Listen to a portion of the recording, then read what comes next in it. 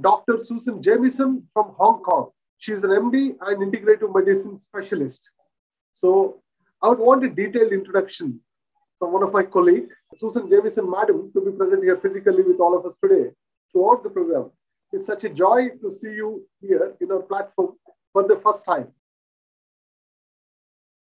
Now we welcome our next guest for the day, Dr. Susan Jamieson.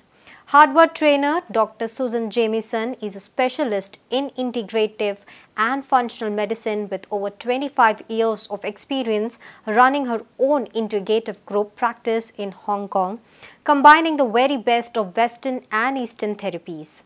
She takes a mind-body approach to health to fix the root causes of health issues, tracing the causes of chronic or difficult to diagnose challenges. She has continued to update her skills by training in mind-body techniques, Reiki, nutrition, energy medicine, and in SE. She has served as an associate professor at the Chinese University of Hong Kong and has been a Hong Kong consulate advisor in times of crisis, as well as hosting a bi-monthly radio show on News for the Soul. She is also lucky enough to be a doctor to the world's most famous rock stars. She is a humanitarian, an artist, and a celebrated author of the book Light and Life, Medical to Mystical. You can know more about her in the website www.susanjamieson.com. Let's now listen to what Dr. Susan Jamieson has to share with us today.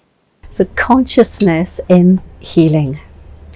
I believe that we're all connected in quantum light fields, and we're so used to this, like fish in water, we don't even know we're in them. So like the fish, we know how to use them on a subconscious basis. We float on the currents and we ride the tides, and we get involved in whirlpools occasionally. However, I want to bring this to consciousness so that we can start to work with this skill a little bit more. We're all familiar with intuition, the fact that we know someone's a bit depressed or a bit down, and we have a hunch about something. This is not experience, right? Some people are simply more intuitive than others. They have that skill honed. So, as a doctor over 30 years, and I share this experience with many physicians, I've realized that we all feel very quickly, it's a feeling, an intuition about what's wrong with someone the moment they walk in the door. Some doctors have told me. I interviewed an anaesthetist in London who said, you know, everything might be fine on paper, a healthy 40-year-old man, but I just know something is going to go wrong. And this lady actually told me lots of stories about how this was happening. Many doctors, when you ask them, are a little bit embarrassed to admit this because they don't want to be seen as flaky in any way. However, it's not that. We're not trying to replace perfectly good therapies. We're just trying to add to them. So this is a non-verbal skill. It's in the arena of non-verbal communication. How does it happen? Well, recent science has shown us that our DNA emit photons of light. So photons are very tiny particles of light. They're bidirectional, they work in both directions. And light, as you know, is a wave and a particle. It's also part of the electromagnetic spectrum. So our DNA are releasing this light all the time, constant floods of information into the environment about us, and also receiving about other people. It's like a radar system. I think it's interesting recently, the last few years, that we all accept Wi-Fi completely. It's this network that it's invisible, it's ephemeral, but we know it works. It connects us all, and we just tune into that channel because we get the right password. Suddenly, we download the information and we have access to it. So think of this in a similar way. And we do use these expressions, right? Like some people are on the same wavelength, which I think is cool because light, of course, is a wave. Some people just resonate together, harmonize. So to give practical examples about this, you meet a friend, you know exactly that they're not feeling 100%, you know something is off. And it's not their facial expression, they're probably trying to make the best of it. Or you go into a meeting and you say the energy is so tense you could cut it with a knife. Or feel a peace at the top of a mountain in nature. Imagine two people being together like two pebbles dropped in a pond. Their energies ripple out because we know that our personal physical energy goes out in the shape of a donut. It's a torus, a very stable scientific structure. And we carry this around us, this buffer around with us as we go. So when two people are in a room, they each have their energy, their photons of light radiating out. And in the middle, there's an overlapping pattern of the ripples of these light waves. So that overlapping pattern, in physics, it's a standing wave, and this is actually a hologram. So isn't that interesting? Now you've got three things in the room. You've got the two people, and you've got the hologram. And in quantum physics, tiny, tiny differences make a big effect. So you don't need a sledgehammer to change things. Small things work. And small things can be small. Have you ever noticed with your own health issues that you go and see a therapist, a doctor, or even talk to a friend, and you immediately feel so much better? Not just psychologically, but maybe physically, right? Could be your sore throat feels better. As doctors, we all have this experience. People just stand up and say, whoa, that's really weird. My sore throat seems to be better now. Or, amazing, my back pain feels better. The interesting thing, they don't quite trust it. They're kind of waiting for it to come back again because they don't understand this.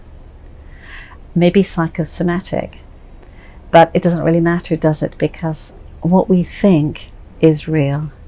For instance, watching a scary movie, or in my case, what stresses me is thinking I've lost my credit card. My pulse rate's going to go up. Blood pressure will go up. What our brain thinks, our body feels to be real. In real physical terms. You're relaxing, meditating in nature. Your respiratory rate will reduce. You'll feel calm. So this is interesting, that what we think, what we believe actually has an effect on our body. It's a kind of separated but associated thing. The point is, this interaction with another person, in whoever it is, the physiotherapist or the friend or the doctor, has changed your reality. It has somehow changed your reality. You can explain it in psychological terms or in energy terms. But as a quantum doctor, which I am, I choose to look at the more underlying science of this in terms of quantum physics. We've talked about holograms, and holograms is based also on the theory that the macrocosm is represented in the microcosm and vice versa. So that tiny acorn is the same as the oak tree. Or think of it, the fertilized egg has all the information needed to become a complex human being, right? The fertilized egg has all the information somehow. And that's an incredible thing, isn't it? So in the hologram, in the small, the whole is represented. So in these photons are radiating from our DNA, our genetic heritage. Our DNA, it's like that represents the cell, and then the organ the cell is in, and then the whole physical body, and even greater. We'll talk about this connection to nature at a later point. Holographic resonance is real in the body and in our reality. But it's all there. It's not just holographic, because there's also non-locality. Now, non-locality is what Einstein calls spooky action at a distance. And that means that an electromagnetic energy flows like it would flow along a wire, okay? and it has an infinite speed, the speed of light. However, in non-locality, that doesn't happen. It's about the twinning of electrons, and it's the fact that going from A to B, say I'm walking towards my goal in life, which is that shop over there, and I've got a few obstacles in my path, I'm not sure which path to take. If I was an atom, I would take hundreds of paths all at once and somehow divide myself up to do that, and the one that got there first, the best one, would be the one that was chosen in real time. So it is spooky action at a different distance, isn't it? It's a very difficult concept to grasp. But this one explains how the light field organized stuff like, you know, you're thinking of your friend or your mother and you think, oh, I must give them a ring. You pick up your phone and then they phone you at exactly the same time, right? So the same thoughts are happening. Two people who are connected, two people connected at the same time. And this happens with twins, doesn't it? Also happens with all the inventions in the world, like the radio. John Logie Baird, being a Scot, I always reference John Logie Baird as inventing the radio, but the Italians would say Marconi. As in fact, they were exactly at the same time. They had the same idea, and this happens a lot in science. So science is another area where we can see what's happening in the non-local world. Of course, everyone's focused on their work, so they don't think about that at the time, but in fact there seems to be a consciousness prevailing that suddenly everyone gets the same ideas about stuff. I've been talking about light for 10 years now. I wrote my book, which is on Amazon, Light and Life, Medical to Mystical, 10 years ago, and at that point no one was talking about light, but now there's so much research I can't even keep up with it. It's great. Everyone is beginning to realize the importance of this substance that connects us all. So I'm going to give you a definition that's a little bit more scientific that you might like to consider, and I'm going to tell you some patient examples also. The underlying premise here is that we're inherently attuned to a quantum process and allowing of the interpreting with the surrounding energies unconsciously on a daily basis.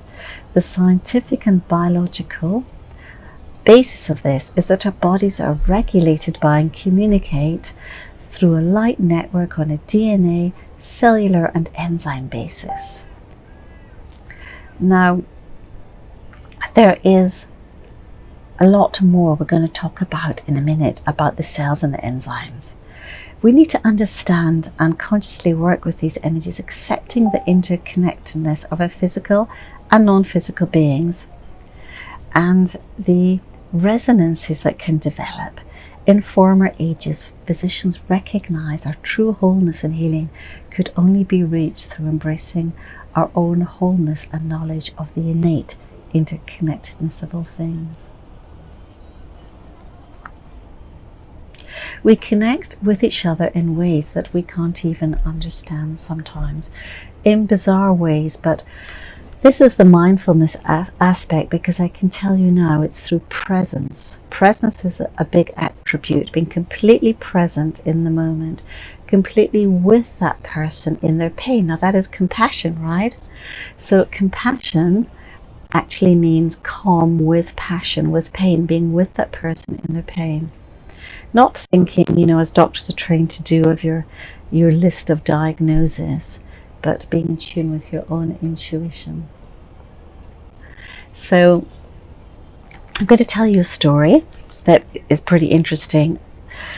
Nu was a 44-year-old Cambodian professional woman presenting with recurrent abdominal pains, and after numerous consultations, doctors and psychologists couldn't help her.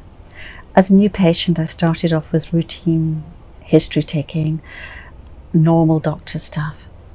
I then moved on to the really interesting question. Do you remember when it began? I gave her space. She'd never told anyone this before. Now, this is the thing. Why had she never told anyone this? Because I'm sure psychologists asked her this question. It started on the killing fields of Cambodia. My father was a professional, a doctor, and we and other members of the middle classes were targeted by the Pol Pot Khmer Rouge regime.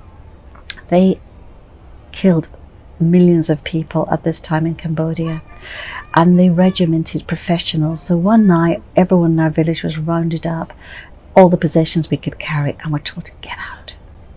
The soldiers were laughing and said that, well, if we walked to the right, there are other soldiers there who'll probably shoot us, and if we took the path to the left, it was strewn with landmines. The group decided to take their chances, go to the left-hand path with the landmines to get to the next village for refuge. So she continued to tell me the story calmly, with the tone of voice that I've learned to associate with people who have suffered deeply but learned to accept it. She recounted evenly, in measured tones. I was 7 years old and tired. So this event was about 30 years ago, okay. I was 7 years old and tired. However, we had to walk day and night along this path to get to the next village. Suddenly, there'd be a loud noise and landmines would blow up people around me. We would scream and run. I remember clearly that I saw spirits. Of course, I didn't call them that at the time.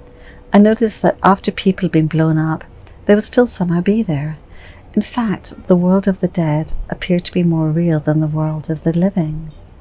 These dead people appeared to be more vibrant and alive, and after that I noticed these abdominal pains. It's strange, I've never told anyone the story before. So what I believe is happening here is that in my presence, my energy, light energy, I'm being very clear with the scientific story I gave you before, was overlapping with hers. Now in the quantum world, tiny changes make huge differences. So I think this is why she was able to relate this very traumatic childhood event of basically being surrounded in death and feeling that she saw the energies of the dead people. This was undoubtedly cathartic. So what's going on here is the interfacing energy fields. I use the talking time to feel things and allow my energy to merge with this lady. In interfacing with her biofield, this intuitive process begins that I could call the conscious information gathering. There's an element of what musicians call distributive consciousness here, and that means that if you focus on one thing, like I'm looking at her abdomen, I'm thinking infectious disease, I'm thinking of irritable bowel syndrome, I'm thinking of all these diagnoses, you'll only ever get that diagnosis if you know what I mean. However, if you open up your consciousness to many possibilities, more possibilities will come in. So another thing is in sensing a note out of tune. And I say note out of tune because it's a good analogy, because light is also a wave like sound. She talked about the pain always being there, and as she said that, I sensed her energy drop. It was like just a drop, quick and subtle, but noticeable to me. So I probed further, and I didn't really do that by talking. I did that by allowing extreme presence and a very safe space. And my sensing told me something had happened when she was a very young child. So I suggested, I asked her, I said, did this happen when you were a young child, perhaps, that the abdominal pains began? Tell me about this, your childhood. So I suggested to her. So you see how this works. It's a process of presence, it's a process of practice. I teach sessions and I teach other doctors how to do this, because we all have the ability to play the piano as an example, but some will be better than others, and everyone will get better when you teach them. So there are techniques and tips that there's a process to go through to teach this area of non-verbal communication. The other area that I think is interesting is in connection to nature. Because remember I mentioned the holographic theory that we give out our energy from the photons in the DNA? Well, trees are very large living creatures and they have 5 senses, just like human beings. This has been proven. The most recent one that was proven was hearing. They can actually hear and respond to noise. They have our senses, basically slow growing animals, right? And yet very slow. So whilst in nature we somehow, I think we all feel this, we feel calmer and we down-regulate. We calm ourselves. We harmonize with the slower frequency of those much bigger energetic organisms. And they also, we'll go back to talking about simple electromagnetic energy here, they also release electromagnetic energy. And undoubtedly, again, we have this effect of the overlapping ripples with our energy when we're in nature. And I believe as a forest bathing practitioner that this is why, now that we know more about the science of this, that people are realizing that it's not just, you know, anecdotal that people feel better when they're in nature. This is a real therapy, that real things happen. So I encourage you to spend time connecting to nature in this way. So nature, as a doctor of more than 25 years, I specialize in integrating different healing methods, East and West, mind, body, drugs, herbs.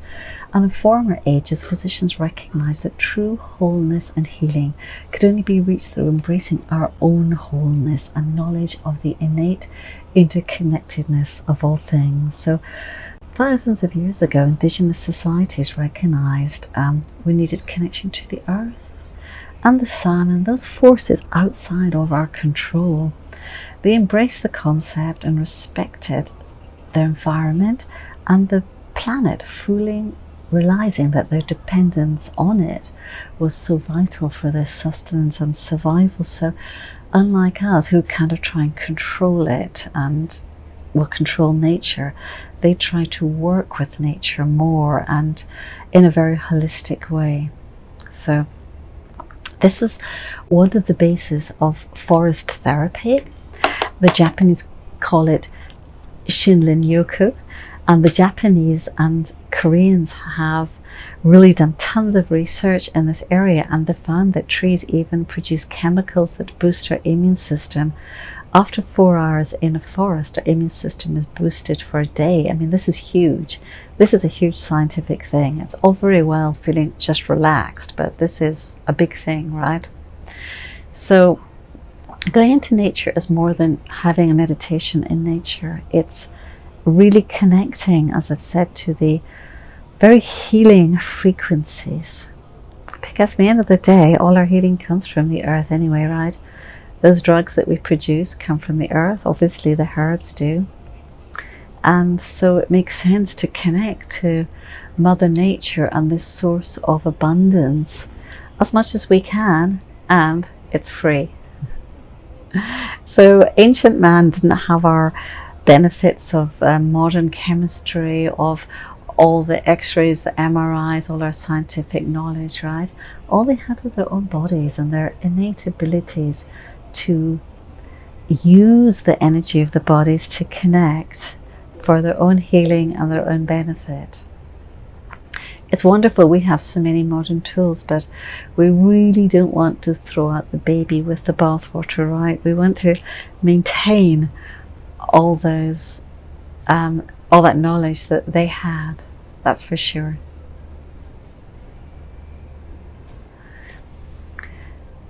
The other thing about being in nature is the colors, and there's a lot of science about light going in our eyes now that's showing that when light, we transmute light all the time, so we change light frequencies automatically.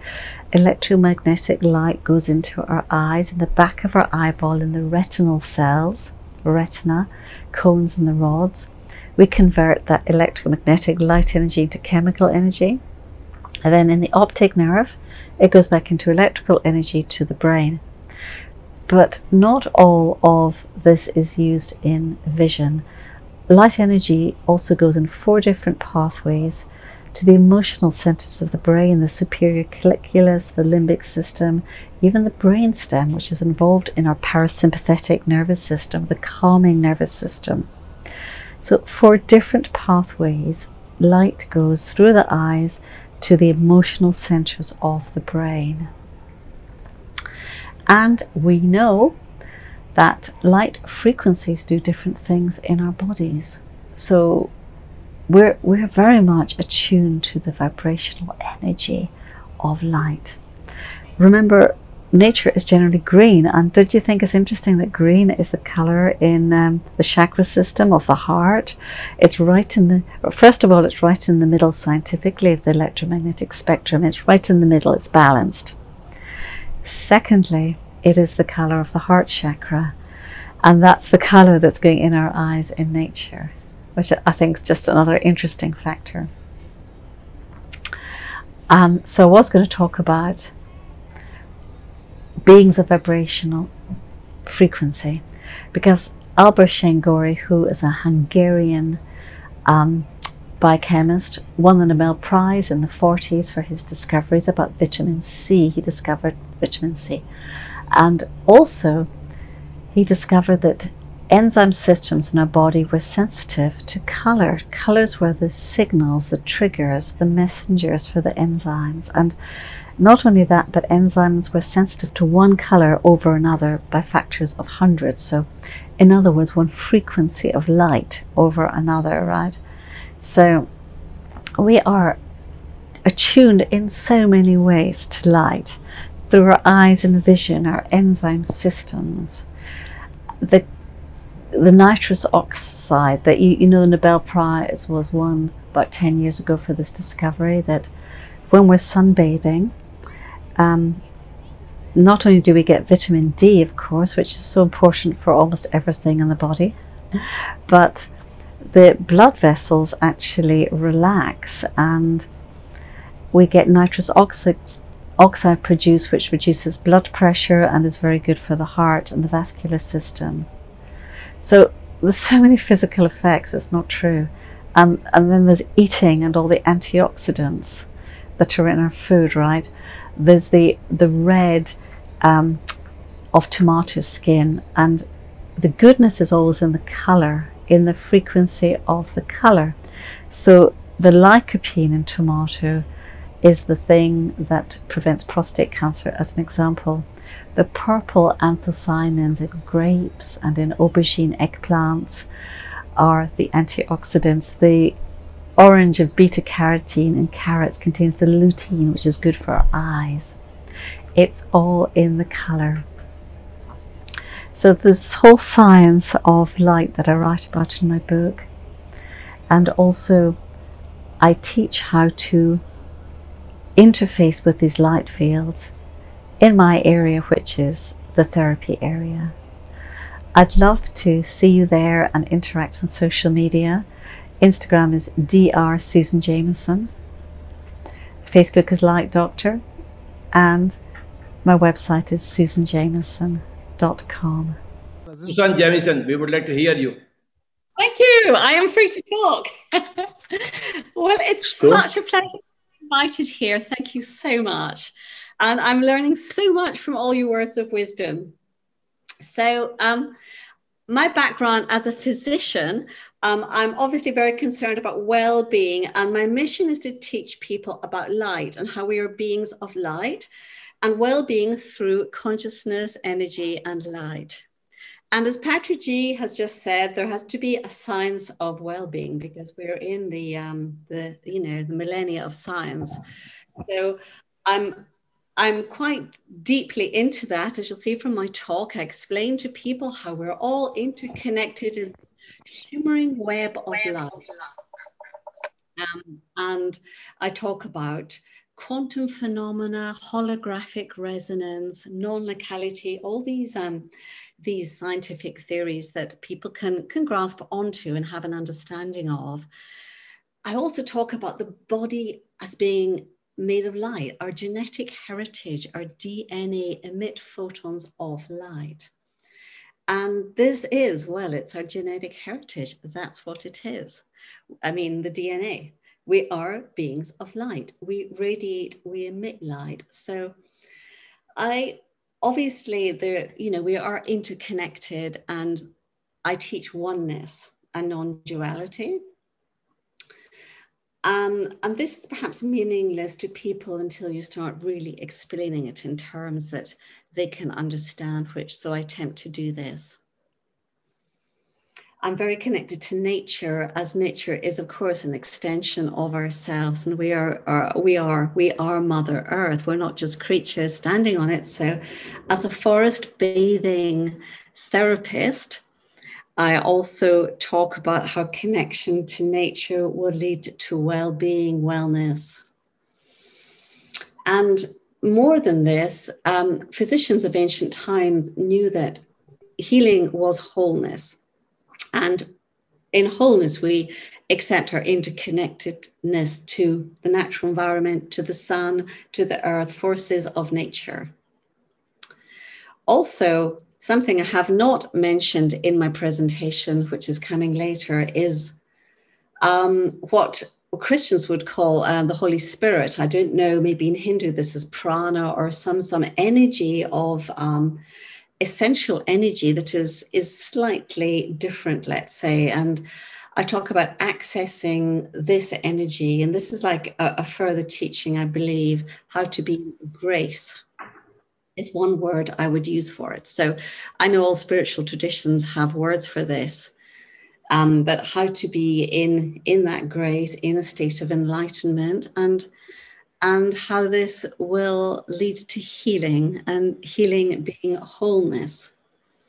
So go from the microcosm to the macrocosm, the DNA, the cells in our body being triggered by signals, enzymes in our body being triggered by signals of light, organs having polarity. Talk about the brain running on electrical signals. Talk about light coming in our eyes and affecting our emotional centers.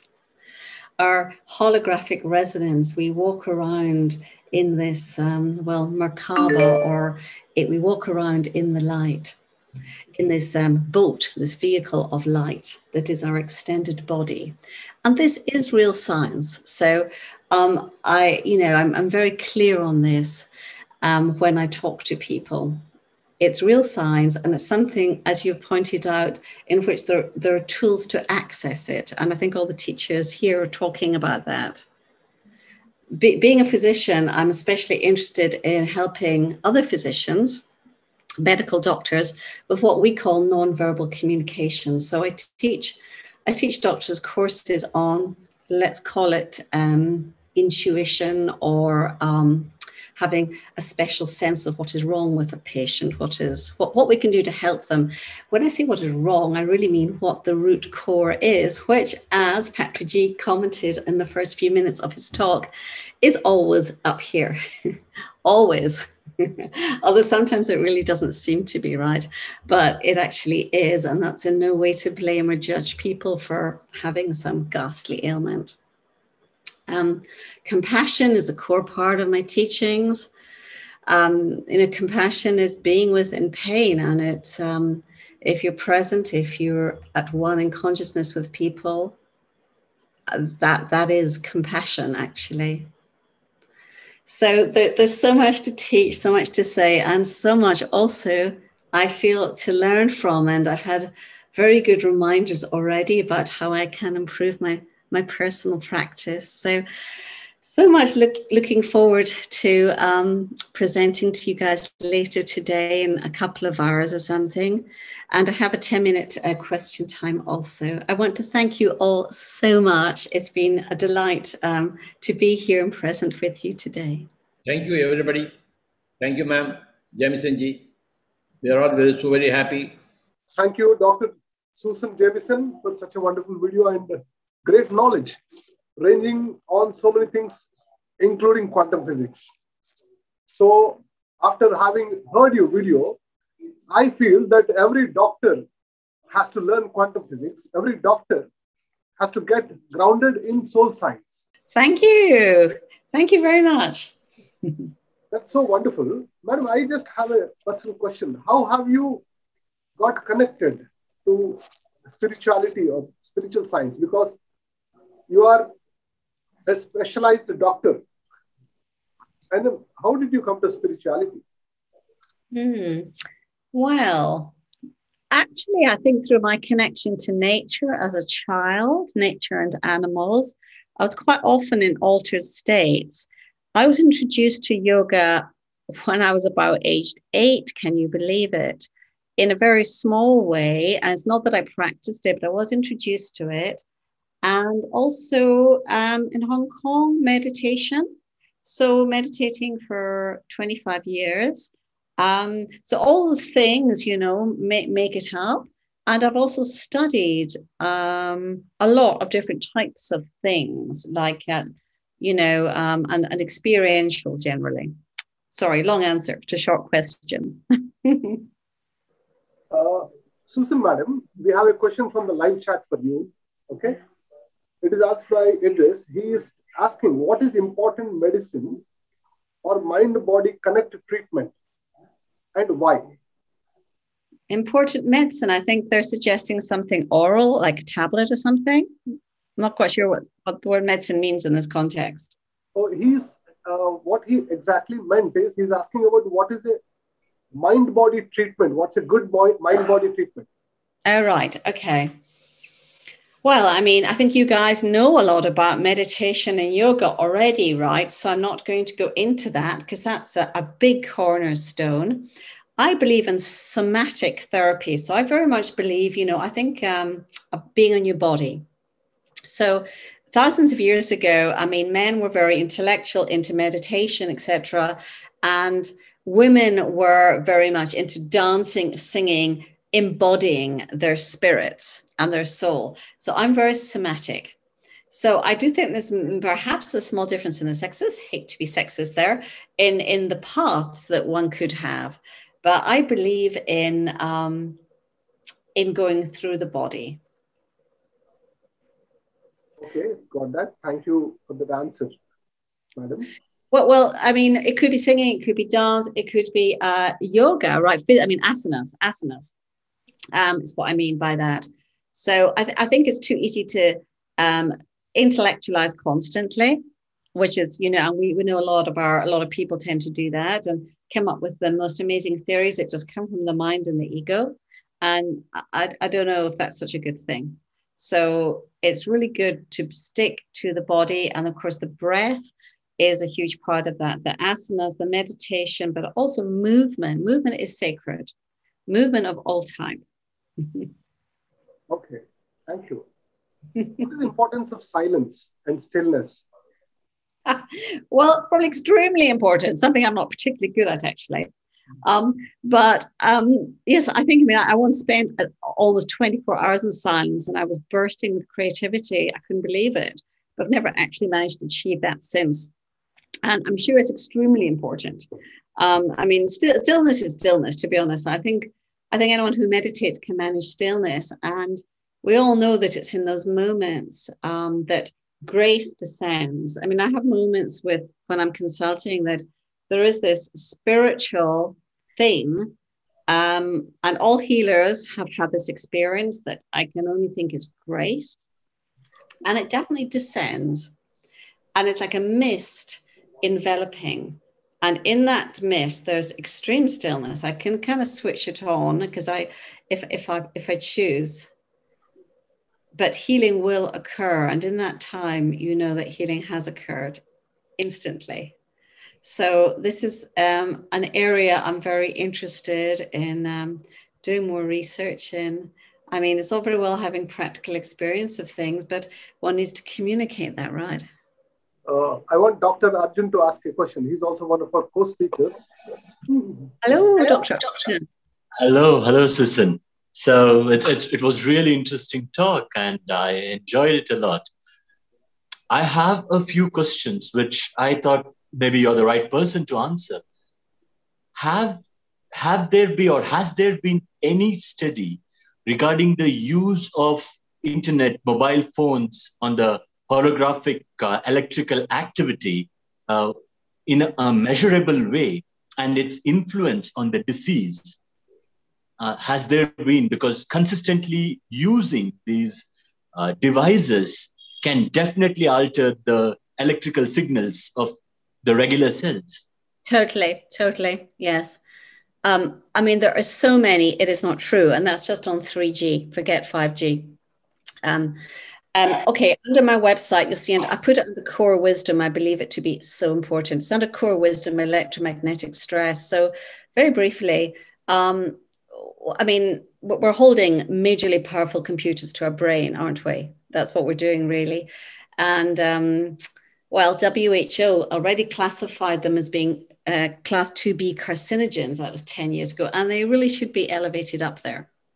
So yes, okay, so the most important thing, I mean, destroying DNA is one thing. This is all proven. Destroying Wi-Fi to sitting, you know, for your computer. Wired things are not so bad, but it's the wireless. Destroying DNA, destroying enzyme connections. But the worst thing is, as you know, the blood-brain barrier is there for a reason. There's something that we call the blood-brain barrier that stops anything nasty getting into the brain. The most toxic, believe it or not, is egg white. It really destroys brain cells. So all the rest will repair because our bodies are fabulous. All the rest will repair. I mean, the DNA and etc. will repair, but it will kill brain cells. So because of the it affects the calcium gate, the channels for entry of pathogens into cells. And it also affects this blood-brain barrier so that things that shouldn't can get into the brain and destroy brain cells. And I've written about 18,000 words on this. And that was just with reference to Alzheimer's. I was sticking to the causes of Alzheimer's for that paper. But I don't, it's all very depressing, isn't it? It's all very depressing talking about such things because we all use our tools. So I try to be very positive and give people solutions as well. Got it. I will get in touch with you because this is something which I think needs to be addressed appropriately, especially since the couple of years the children are being exposed to a lot of gadgets since the education is being taken online. And so this is something which I can't tell you. Being a doctor, you know what GABA is. GABA is an inhibitory neurotransmitter. It's what teenagers lack, okay? It's when teenagers, you know, they have impulse control. They can't stop themselves saying something, doing something. And studies have shown that after 1 month of a mobile phone being on for 1 hour twice a day in a cage with mice who are genetically similar to humans, they lost 40% of the brain area that produces GABA. Oh, what a surprise. And we have so much Asperger's and ADHD in the Western world. Could it be connected? You know, it's like, it's pretty major, the research. Really? It's actually Yeah, 40% is significant, massively significant. Of the, what's it called? Purkinje cells. Yes, that's what they're called. I mean, that's just an example, right? But there's also just, it's huge. So I put it under core wisdom because I just thought, wow, people and I'm very positive about this. I'm using my computer and my phone at the same time right now, but I try and use wires. I try and have protective cases, all that sort of thing. Thank you. Thank you so much for answering this. Thank you, Dr. Susan, for those wonderful answers. And thank you for a beautiful, wisdom-filled session. Thank you so much. You're so welcome. It's lovely to talk to you guys. Bye then. Thank you for coming to us from Hong Kong. I'm really enjoying listening here. It's been fabulous. Beautiful.